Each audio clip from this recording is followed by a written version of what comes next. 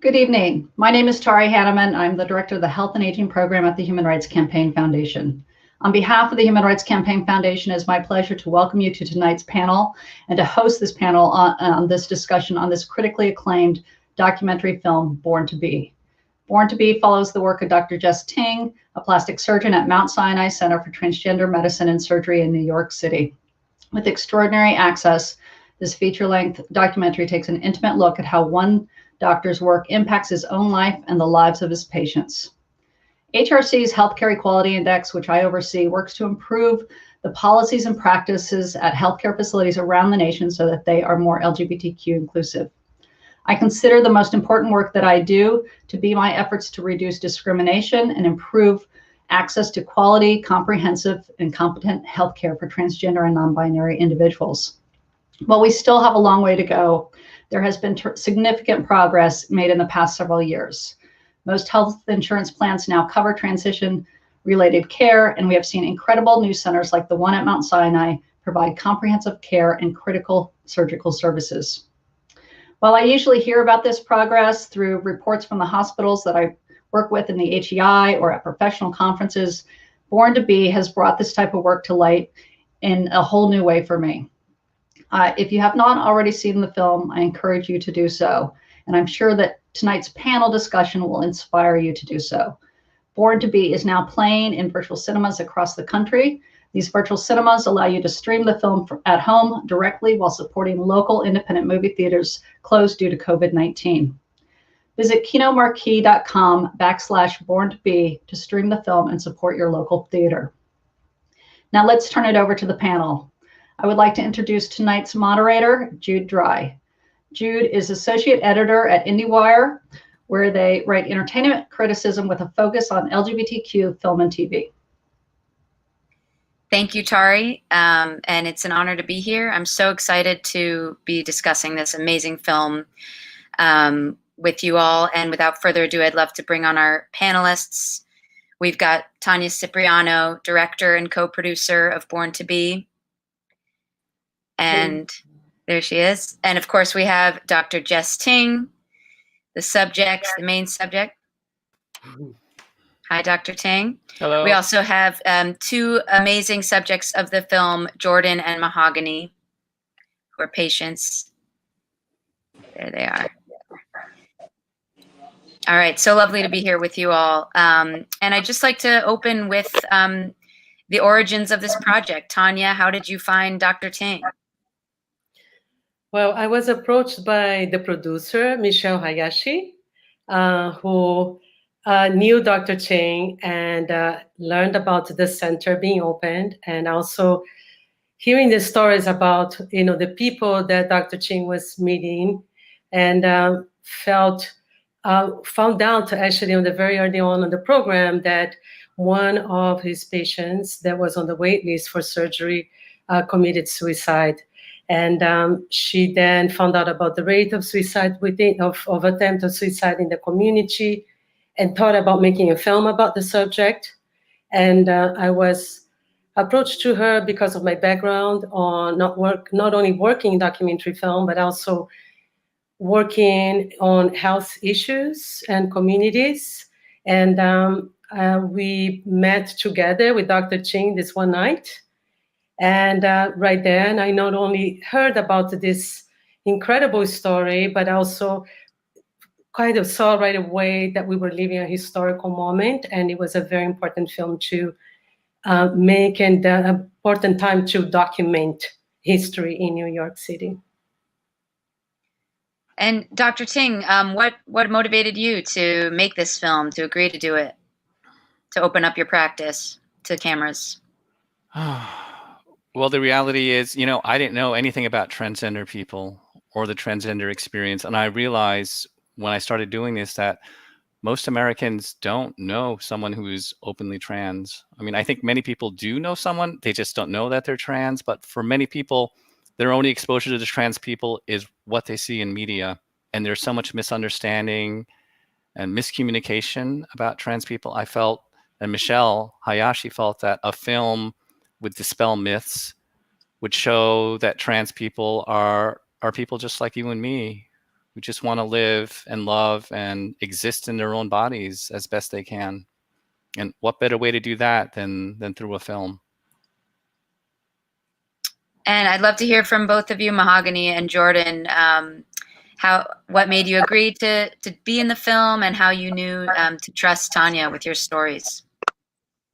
Well, there was a waiting list for about 3 months until I had an appointment.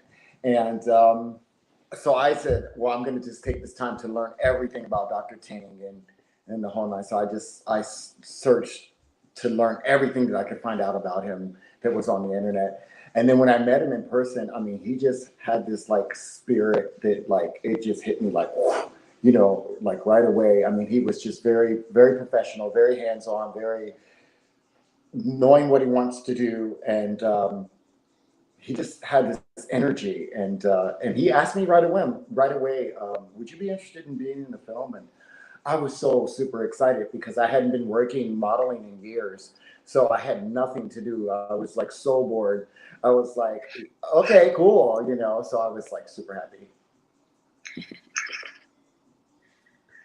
I was really excited to be in it, mainly to raise awareness about how big of an issue this is and how vital it is for trans people to have access to healthcare, and just wanted more people to see, you know, the personal lives of trans people and how much of a difference this makes.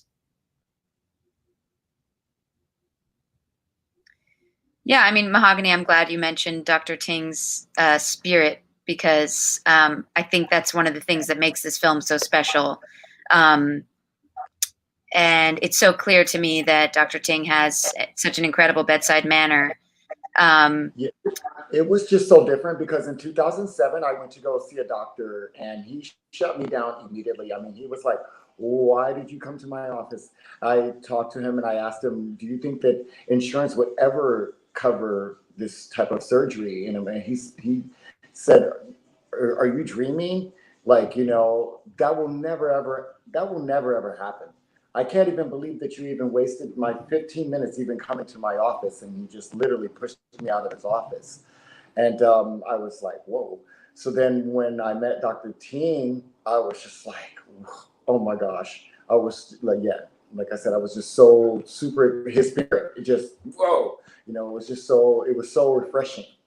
Well, Mahogany, You know, that's why we made the movie, right? We want to teach doctors and nurses and model better care.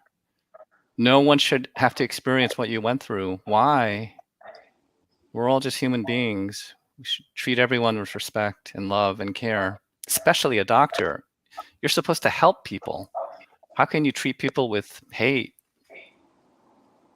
disdain? Sorry, I just don't believe in that.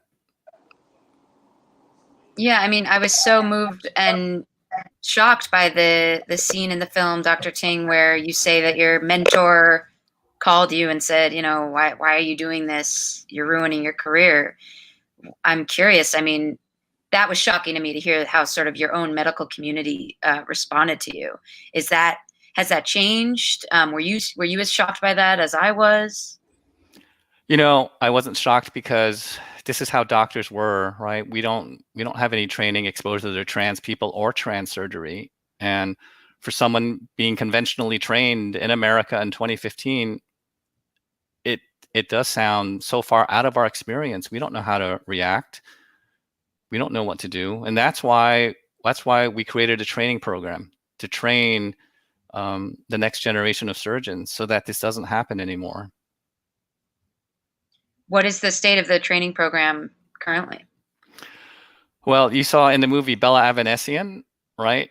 She was pregnant. She was my first fellow. She finished her fellowship on June 30th, and I hired her on July 1st, the next day. And the year after her, John Pang was the next fellow, 2 extraordinary fellows, and I hired him.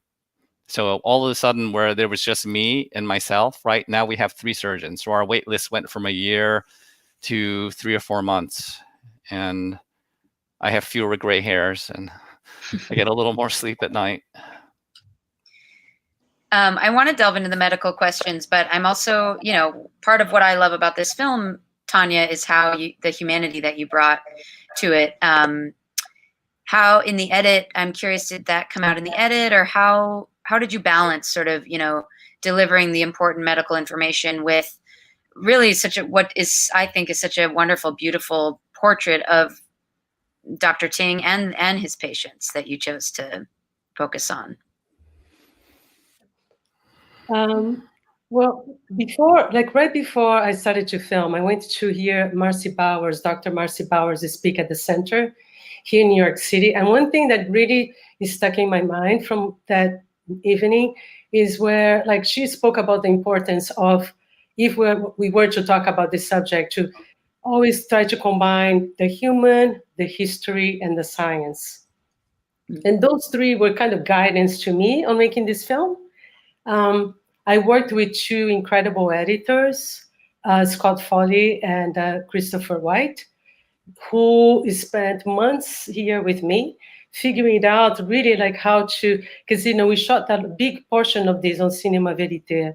And we had like hundreds of footage to look at, and figuring out like how to best, tell a story. It's the first time I make a documentary that actually has more of a narrative arc, with like three sort of acts, and the beginning, middle, and end, and like, and it was a really fun process because I had never worked on that style, but it was quite important to me to have the balance between the patients and the doctor, but really, like, because of even my own experience being there as a cis woman, it was like, trying to figure out a way that of communicating to a larger audience, and remembering always like what Michelle's purpose was. If it was to make a film to help this community, right in the beginning, I told her, like, I think that if that's the purpose, we need to speak to a larger audience. This cannot be just a film to be made just for the trans community, because I really believe that change needs to come from the larger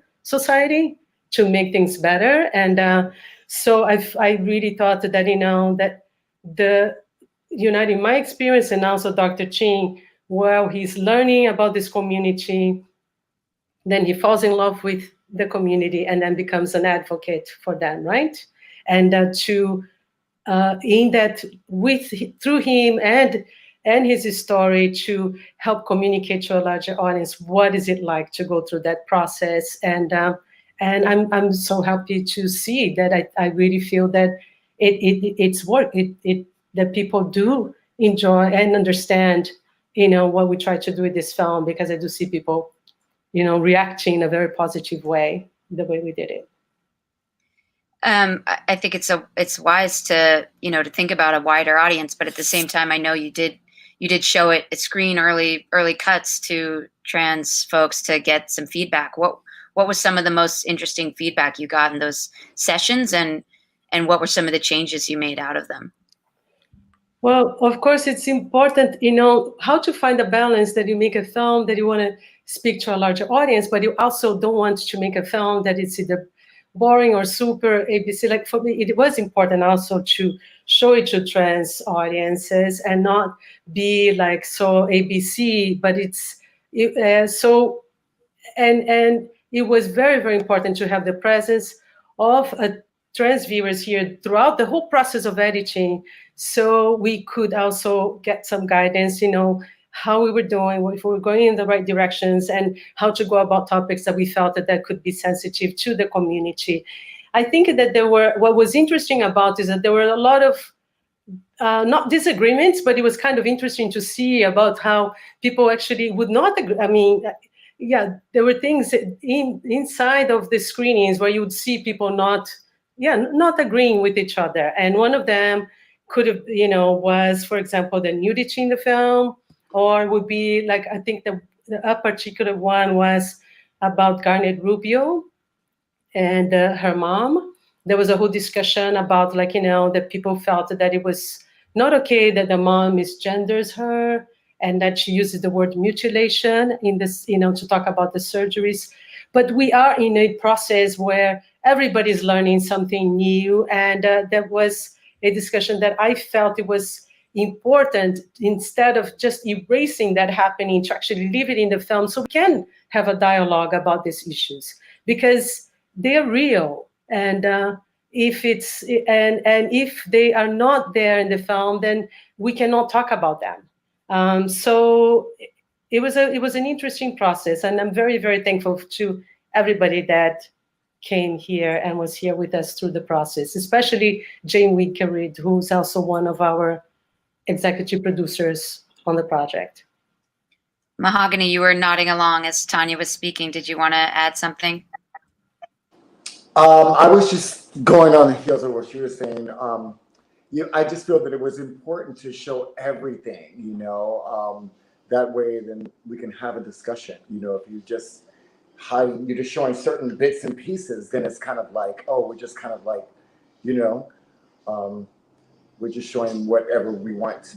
Let's have a discussion. I think we need to have a discussion, because like there's a lot of things, that being misgendered, it makes people feel uncomfortable. We need to highlight that. We need to talk about it, so that people can learn. Otherwise you won't learn.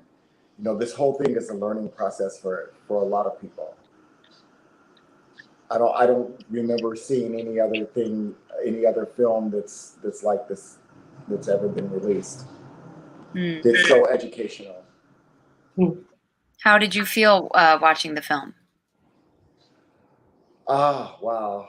I was all over the place. I cried, I laughed. I felt they got it right with telling our stories from a human standpoint. And I just felt like everything was there. I was really, really thrilled about the whole process of everything, the editing, everything, the way that they showed everything.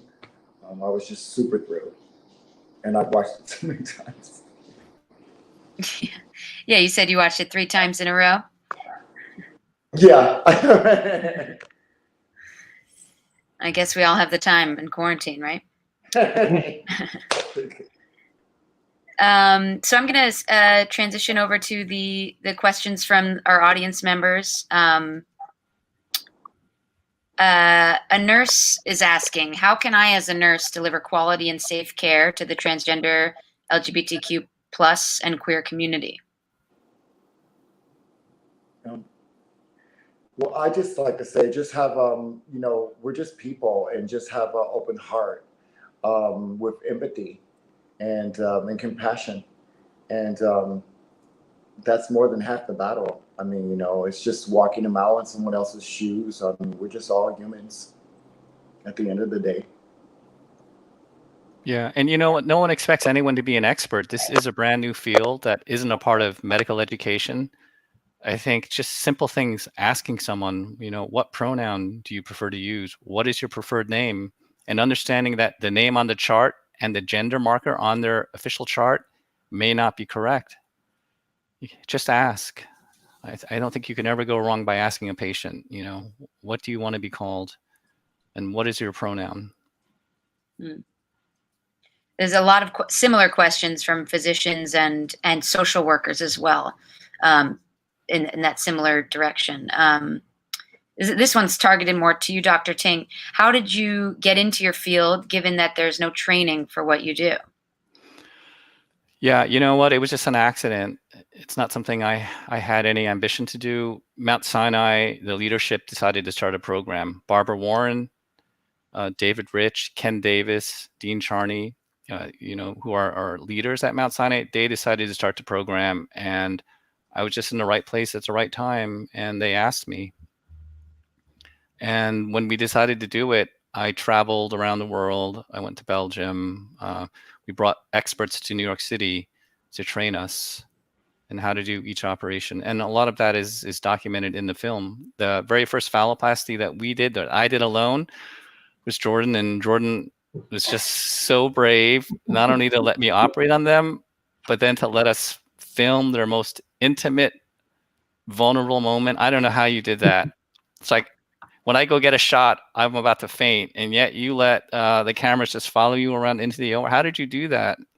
That's so brave. It was definitely weird at first. I just thought it was important, and I also got more comfortable with it over time. And you gave me a body that I could feel a lot more comfortable with too. So it was a lot easier for me to film, after going through getting surgery with you. Suddenly I didn't feel so uncomfortable in my body. It was a lot easier to let that be visible. Jordan, I have to say that scene, there is a scene that's captured in the film when you told me that how the surgery affected your life in a positive way. I mean, I had been going through I had just been struggling. Some very challenging things had happened. And just hearing what you said, it was like someone had lifted a huge load off my shoulder. So thank you for that. Thank you. That's wonderful to hear. And I think you're doing that for so many trans people.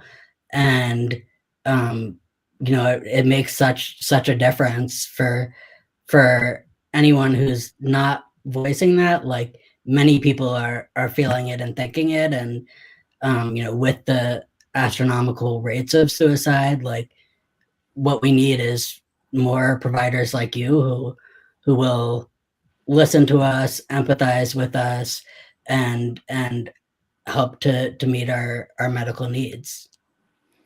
It makes a huge difference. Well, thank you. And you, Mahogany, I mean, your spirit is like, I don't know, XXXL. We can't even contain your spirit in the rooms. I just having trouble hearing you. I'm sorry. You have such a huge and just like energetic spirit. It's just oversized. And, I got the better end of the deal because I learned so much more, I think, from you and all my patients than you did from me. So thank you for that. Thank you. Our community has dealt with so much trauma. So I wanted to show in the film that you can deal with like a lot of this pain by just, you don't have to be so indulged in just being like, you can feel it's hard.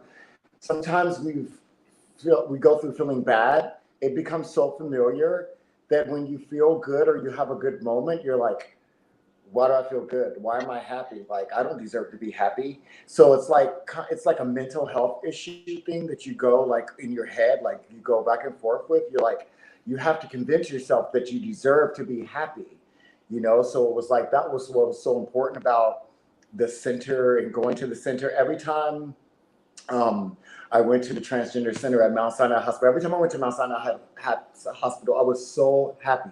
It was like it was like my battery was recharged, because like outside, I was like, when I'm outside, then, people want to like fight me, or people then would be attracted to me, and then they would, figure out that I'm trans or whatever, or they see an Adam's apple or whatever, and then it suddenly go from an attraction to suddenly like they wanted to kill me. I mean, it was just crazy. It got really, really crazy. And those were moments that I used to charge my battery. That's when I said, okay, I'm going to make sure that this happens. That's when I started doing more research on the surgeries and the whole nine. But we've just, as a community, we've just been through so much. So the center was just so important. And it was just like a safe haven. That's such an important point, Mahogany. I think when we talk about sort of trans affirming care being life-saving, we often think about suicide, right? But you're literally saying that, the ability to pass is life-saving, from the world at large too. It sounds like. Well, totally. For you. I mean, and then you have to get to a certain point or whatever that you just comfortable in your body, even after the surgery, you're like, okay, I'm just going to be me. I've done everything that I can do. I've done all of the surgery. I've done everything, you know what I mean? And even if someone clocks you, then it's like, so be it. It's like no one's, I came to the conclusion that we live in a world that nobody's perfect, and perfection does not exist, and what is passable for somebody next door may not be passable for somebody down the street. So it's like you start going through this thing where you're just kind of like, you're trying to pass for everybody, and you just like every day you just have to be like, look, I'm done. I'm totally done. I'm just gonna be me. I'm just gonna be who I am, and you know, the world's just gonna have to accept it. You know, they're just gonna have to accept it or whatever. You know, you get so tired, it becomes tiring. It becomes so tiring on a daily basis. You know, just to even exist. You know, so like trans people, before you even have the surgery, to like get out of the house, it takes like hours. You go from like mirror to mirror, mirror in your bedroom, mirror in your bathroom. You're like putting on tight garments and everything to like make sure everything's like tucked in place and everything like that. And then you go outside, and then like you have to like go, the whole world is like looking at you. You feel like the whole world's looking at you, you know, so it's like you just like, it becomes exhausting. Thank you for sharing that. I think it's really helpful for people to hear, you know, specifically from your perspective as well. There's another question here for you, Dr. Ting, is what do you see as the greatest barriers for expanding access to gender affirming care?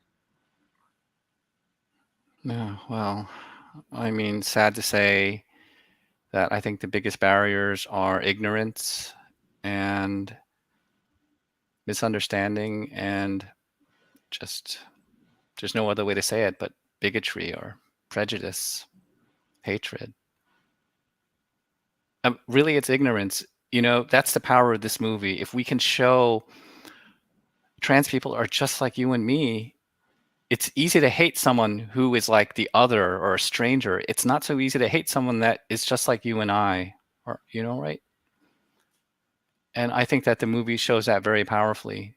Like Jordan and Mahogany, Kashmir, Devin, Sean, how can we hate them? They're beautiful human beings. And I think if we just show that to everyone sees this movie, then that's half the battle. Half the battle is fighting ignorance.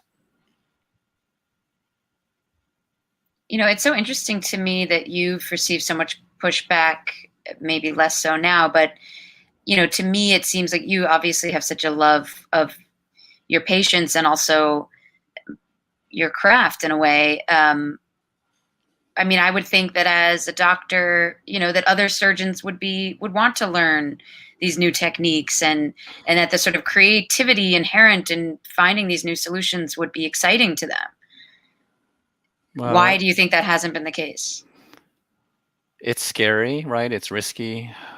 To be a plastic surgeon, you go through 4 years of med school, 6 years of training, additional fellowship training, and you learn these operations. And what now you're going to tell these plastic surgeons who have spent 3/4 of their lives learning these operations, okay, forget all that. We want you to learn a new specialty where you won't even know if you'll be doing that in 10 years, if the government will even allow it. You don't even know if you'll get it reimbursed. So just forget all that other stuff. It's understandable. I totally get it. It's not for everyone. And that being said, I see more and more young medical students, college students. I get emails every week from students who want to come and learn from us. There's so much interest among residents in training who love what we do. It's a big generational gap, and it gives me hope for the future of medicine. There's a whole generation of young doctors coming out who will be committed to equality in delivering care to everyone, trans, non-binary, cis, gay, straight, doesn't matter. So I'm hopeful that these barriers will come down. And, you know, what happened in the last election is a big step in the right direction. And I feel that gives us so much hope too as well, just going off of that. I feel the whole community as a whole, we need to just hit the reset button. I think we should just hit the reset button. And, you know, before the old administration, you know, we had no hope at all, you know. Now it's like with this new administration, it's like we're being acknowledged, you know what I mean? So for a young trans youth person, that's like huge, you know. They feel like, wow, okay, someone cares, you know what I mean? Part of that reset, I feel, should be I'm extremely concerned, especially after this year, about mental health issues, things that we've dealt with before with mental health. Another thing as well, housing is something that we need to like really, really pay attention to. Education as well. You know, getting everyone educated and feeling like, you know, they can get out there and be who they want to be now. Because before they just felt like nobody wanted them. I mean, you know, it's just so. Now I just think we need, as a whole, you know, we can't forget about the trauma. We can't forget about the suicides and the deaths, the killings and everything. But we need to try and move forward as quickly, very, very quickly, because I feel like, you know, if we're going to do something now for this decade, then we need to move quickly now within the next 4 years. And then part of that too as well, that I know this is in certain states, they have access to the trans healthcare. Certain states, you know, hopefully with the film, this will bring awareness to, you know, bring more doctors in. And for a lot of trans folks, if you live in one of the states where they're not honoring, then you know what? Sometimes you just gotta move. You just gotta move to a different state, you know, get with some roommates, plan everything out, make a plan, make a vision board, you know, seek out jobs, you know, where they are honoring you, you know, in that city, and then just move.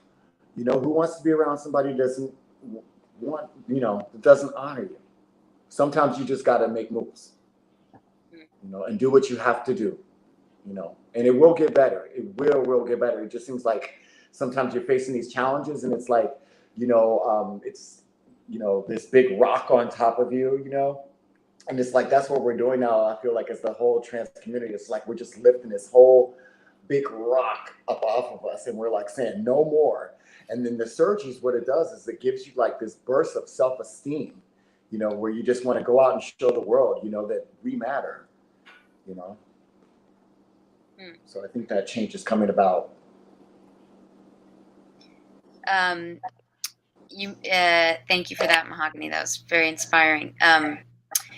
Dr. Ting, you also mentioned, you know, not knowing if you're going to get reimbursed. We have a question here about some of the best strategies or solutions to eliminating the insurance-related obstacles to care. And I'm just curious what the state of that is. And I know in the film, there's a few scenes where your assistants are struggling to get coverage for people. Well, the best strategy would be to go vote and, you know, flip the Senate. That's ultimately, practically speaking, the way to get quality coverage across America. It's already changing. Insurance companies are covering it more and more, regardless of what the Trump administration tried to do, regardless of how many attacks on the Affordable Care Act they placed. Insurance companies are wise. They understand that investing in trans care is a wise financial bet. Right? We want to take care of our citizens, our patients, our policyholders. It makes financial sense. It's not just the right thing to do. So it's going to happen. It's already happening. The horse has left the barn, and I don't believe it can be stopped at this point. I really hope not. I have faith in humanity. American, you shouldn't have to fight for health care. I mean, that's just should be something that's like a given. Like, you know, I find that so weird. I don't, you know, so with this new administration, I feel like there's hope for everybody. I definitely agree. Like, you shouldn't have to, no one should have to fight for healthcare at all. But the reality of things how they are, I think something that a lot of trans people may benefit from hearing is, even in places where insurance is mandated to cover trans surgeries, they often will deny it and appeal fight for your rights to get the care you need. Don't just say, they said no to me, so I'll give up on this dream.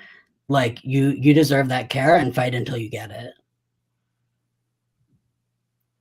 Yeah, I'm curious sorry, go ahead, Tania. No, I just wanted to add something. Also, like, what people don't realize is we're not just talking about surgery. We're talking about healthcare that is related to so many other things. I will never forget one time talking to Mr. Chris, who was working with Dr. Ting at the time when we were filming. And he told me this one story about this one lady who broke her leg, went into an emergency room and got this big bill because, broke her foot or her leg. And the insurance had found out that she was wearing high heels and claimed that she was not allowed to have the insurance to fix her leg because she should not be wearing high heels. I mean, we're talking about like absolutely insane things that happen to trans folks that like we have no idea. And I mean, how can you deny like something that is so basic as a human right to anybody? And this is like just one small example, but there are so many other things, like from cancer to even like, and also like, I think that research, we're in the beginning of something. I mean, but but the research that we need to do on hormone therapy and all of these things that hopefully also we're gonna catch up at some time soon, and but it's so important that people understand that it's not just about the surgery, it's about a whole bunch of other things. It's about somebody walking inside of a doctor's office for whatever health issue that person has, even not related like to, transitioning, and be able to be seen by a doctor that can respect them, that can look at them and treat them in the way that everybody should be treated by a doctor or by the health system, That's, sorry. I just want to say, because I go crazy when I hear some of the stories that I heard. It's unbelievable.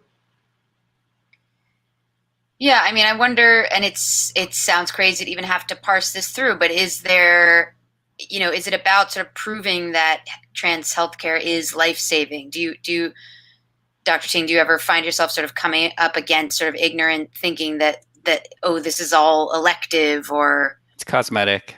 Yeah. This is not even valid. What are you talking about? Why would you want to do that operation? We're not paying for that. But these operations are life-saving. Don't we want to save lives? Isn't that what insurance is for? And medicine and surgery, to help people?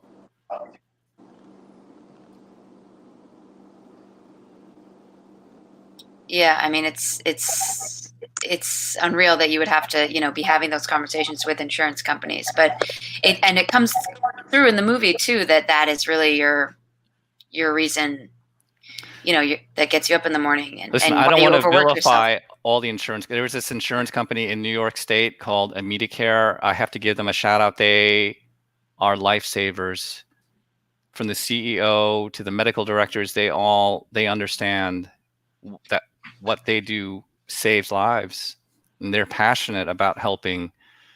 Before getting into the trans space, they were an HIV specialty carrier. They only took care of HIV positive patients, and now they're in the trans space. So if we had more insurance companies like Medicare and Doug Worth, the world would be a better place.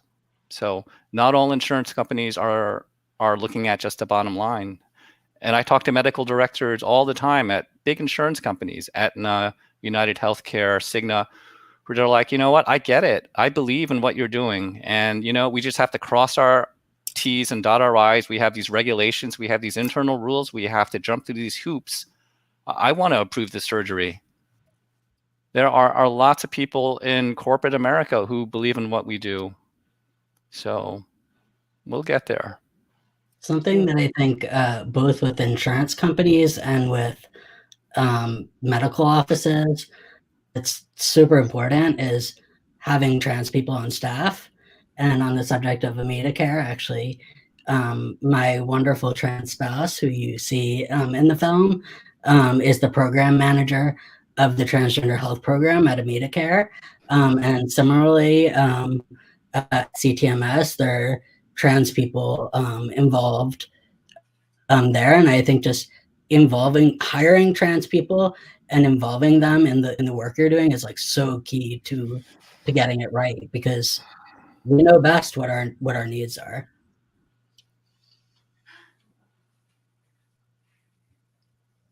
That's a great point. Yeah, it is. Tania, I wanted to ask, you mentioned the 3 acts of the film. How would you describe those? How do you see them? I mean, I have an idea of what I think they are, but.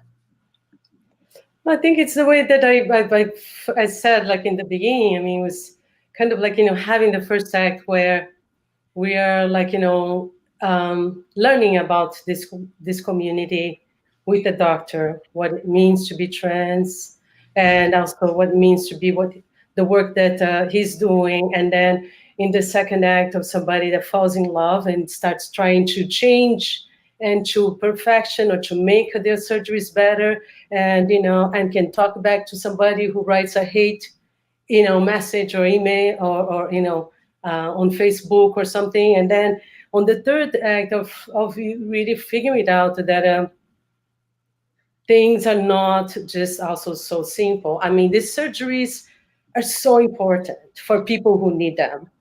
And I know that even like and we explain in the film, and it's very important that people understand that not all trans folks, need or want to have surgeries, and but for the people that want these surgeries are very, very important, and we need to respect that. At the same time, I mean, I just feel like that there is a sense also like within the community that everybody thinks, okay, let's talk about trans women. They're all and everybody's the same thing or think the same way. So also within those arcs, and when I was thinking about the film, for me, it was also very important, the representation. Representation is something actually, for me, it also came a little bit organic, like all the people that, are part of the film. But it was important to have people that were from different ages and backgrounds, ethnicities, and people who had the support of family and did not have family, people who had a partner next to them, and those that hope that the surgeries will help them find somebody who will fall in love with them. But at the same time, what was important while we were working on those arcs and trying to make the film like of showing the complexity of also this community. So I remember at one point there was a whole discussion, it's strange to talk because Mahogany is here, but we've talked about this before. But like we're in our meetings, we were talking, okay, why is Mahogany and Kashmir there, in the film, and and not bring this other character this other person that we also followed and filmed. This is when we're trying to narrow our, the people, narrow down the participants in the film. And there you have Mahogany and Kashmir. They're the same age, around the same age. They're both Black. They're both trans women, and they're right now in the same kind of financial background. But I thought it was very important to also show diversity within them. It was very important for me to show that, here you have Mahogany and Kashmir, and they're completely different people. And one of the reasons why it was something that Mahogany taught me in the very, very beginning, when she said to me, Tania, it took me a long time to figure out I was trans, because when I looked out there, like I didn't see any role model or anybody that I identified myself with. Yeah. And I think that it's very important for people. Where I grew up in Cincinnati, Ohio. I grew up like in the suburbs, Wyoming. It's like a 98% Jewish neighborhood. I never saw any trans people at all, like ever, and then, me growing up in Ohio in the suburbs, and then like Kashmir, she grew up in New York. So she's like more of like from the city and stuff. So it's like totally two different like ways of the way we grew up and everything. And then like, I never, like I said, I never saw anybody that I really identified with until, I've always been athletic as well.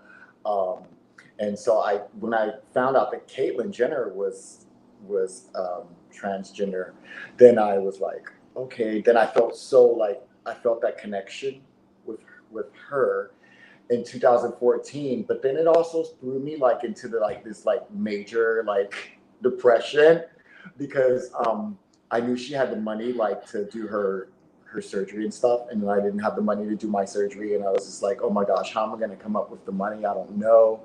And so I would just go to the beach alone, and I would be super depressed. And I'd sit there, and it's just so funny because I knew she was saying in the media that she was depressed and she didn't have family support and whatever. And I was like, who cares? She's probably up there in her house. She's getting her transition. I would just be sitting up there with the winds blowing and the curtains open, and I would just be so happy that I'm getting my transition. Who cares? I don't have any friends or family, whatever. I was so used to it. But I did have that connection with her on that level. But then that kind of pushed me really too as well, because I thought of other people that I was like, wow, it became so heavy. And then I live now in Brownsville, Brooklyn. And then the community around me did not understand, the Black community did not understand. They were like, trans what? Say what? No.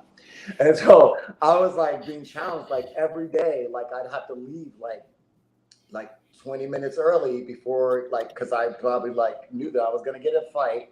You know what I mean? So I'd be like, okay, well, I got to plan out the fight time, to then make it to the train, to make it into the city. So I'm on time for my appointment.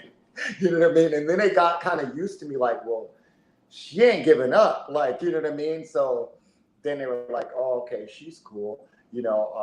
But and it I've also seen Mahogany fighting. I've been there. but it really all of the discrimination, everything that I was faced with, it really pushed me to because I was like, it's not right that someone in Beverly Hills can get the surgery and then someone in Brownsville like myself can't afford the surgery. So I know Dr. Ting, when I first saw him the first day, and then he said that, because I wanted to go back to work right away, and I was just so thrilled and everything. It was I sang and danced all the way home that day when I met him, straight up, because then he said, he was so oh, it's gonna be okay. And then he said, oh, they're doing the breast and they're doing the bottom surgery. And I said, well, I wanted to do my face so that I can go back to work. And he said, well, let's not bite off more than we can chew right now. And I said, okay, you know what I mean?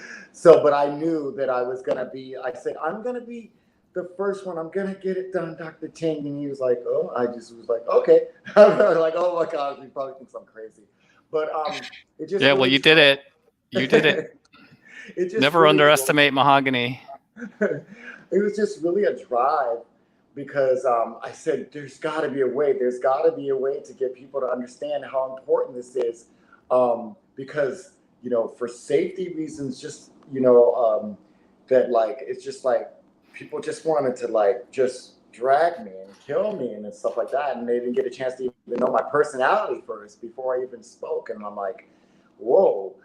So I said, man, and I said, I'm super strong. I'm a super strong person. So if I'm coming home and I'm crying in my apartment for 2 hours, then I can't even imagine a person that is not as strong as me. I was just like, that's it.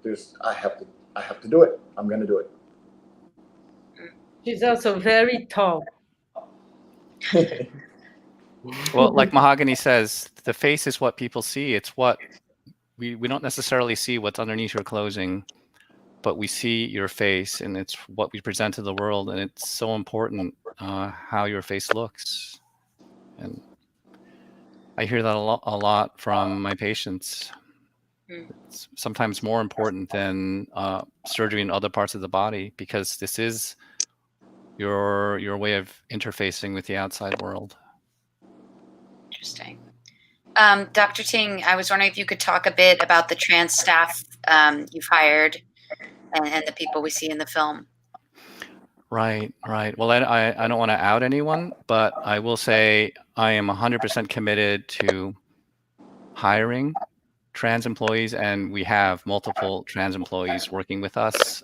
I think it's great for me because they are the most committed and passionate employees that I have, and they bring a perspective that is just so valuable that I as much as I try, I cannot have that same perspective. I've never walked in Jordan or Mahogany shoes, but someone who's trans who works for me has. And I think that for patients coming to a practice and they see that Dr. Ting has trans employees, I think it's probably comforting. And I also know a bunch of trans and non-binary medical students who want to dedicate their careers to trans care. So it's not just going to be staff, it's going to be the doctors. Just give it another 3 or 4 years. I'm curious, is there any kind of, say you hire a new employee in any role, could even be just sort of clerical. Is there any sort of like sensitivity training you've implemented or? Yeah, so Barbara Warren is head of diversity and inclusion at Mount Sinai. She was one of the founders of our medical program many, many years ago, long before I came on the scene. She trains thousands of Mount Sinai employees. She runs classes around the clock, 12 months a year. Cultural sensitivity, cultural understanding, teaching providers how to speak to trans people, how to be respectful and understanding. Mount Sinai has invested a huge amount of time and resources in cultural sensitivity training. Yeah, I actually went and I watched some of the work that she does. It's pretty incredible. It's and the amount of people that go to those classes that are there, like it's amazing. Her work is incredible. Yeah, even on like system ends on the computer, we used to just have male, female gender markers. Now there are non-binary gender markers. We use a system called EPIC, which is an electronic medical record. Now we also have a preferred name field. Took us like 3 years, but we got it, and that is huge. Is that's not industry standard, I take it? Well, I think we are modeling best practices in the industry, and it's only a matter of time. EPIC is used in hospitals all over the country, and I think it's probably already happening now that many medical centers all over the country are incorporating these changes, having more than 2 gender markers, having a field for a preferred name. Jordan, you wanted to say something?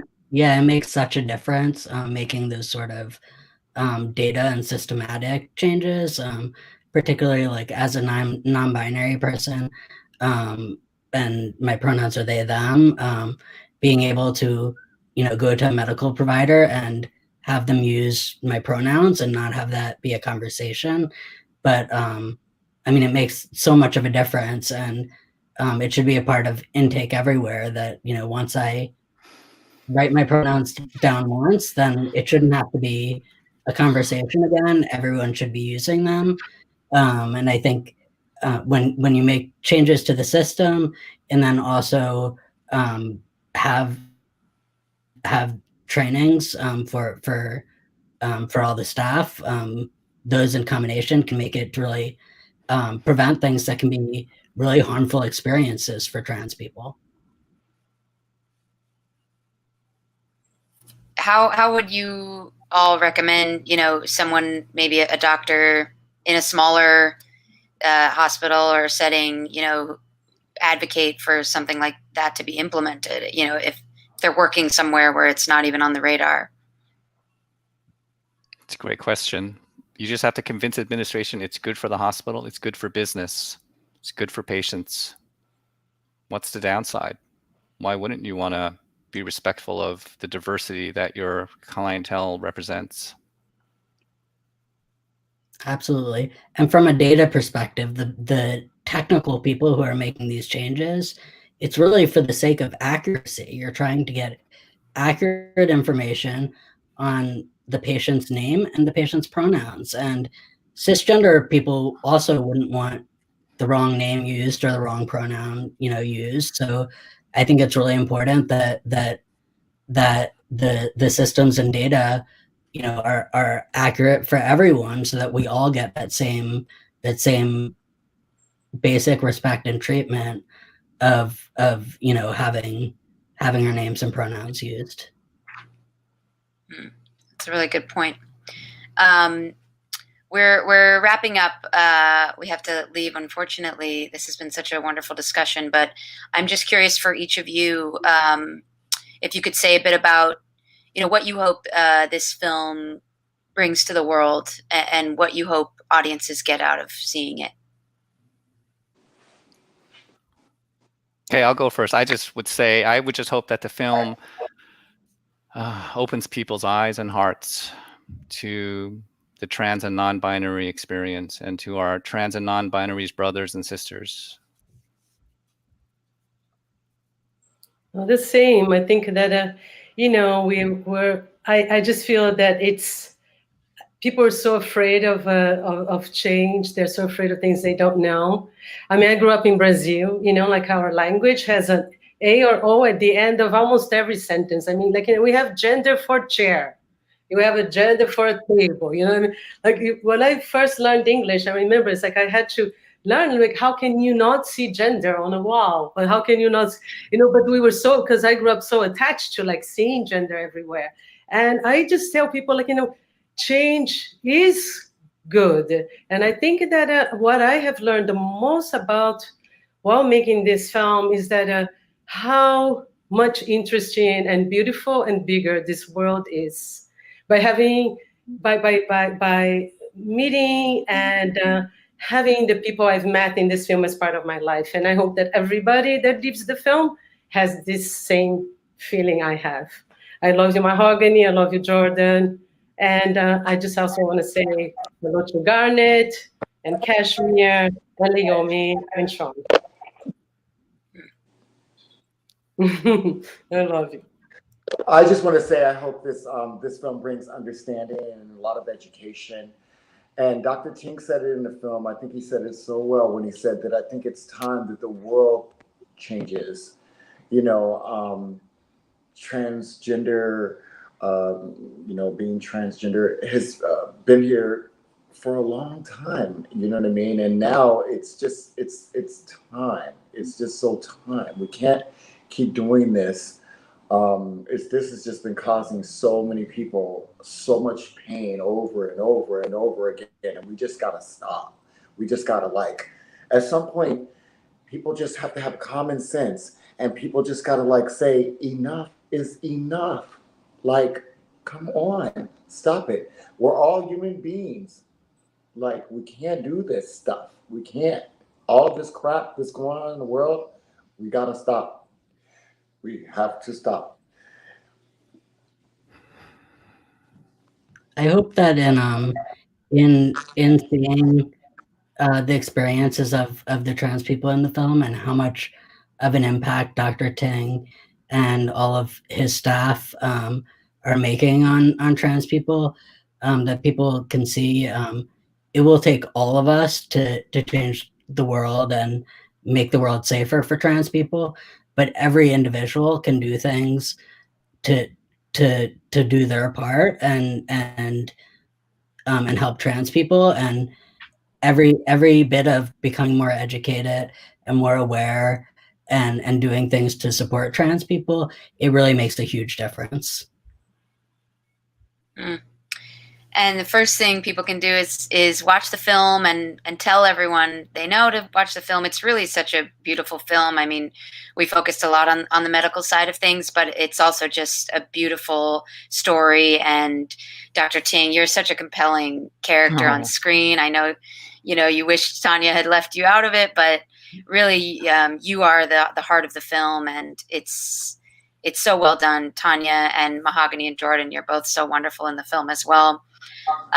You can view the film through in virtual cinemas on Kino Marquee.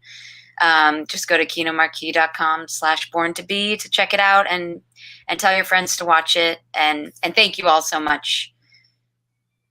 Thank you. It's been so lovely.